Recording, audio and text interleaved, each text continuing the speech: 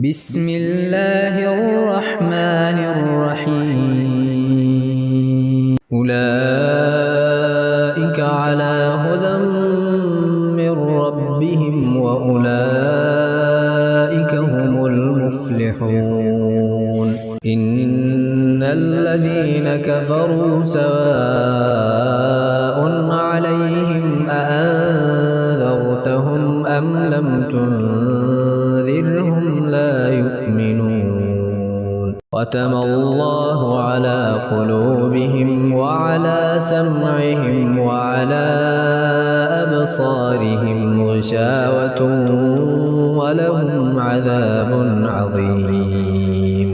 ومن الناس من يقول آمنا بالله وباليوم الآخر وما هم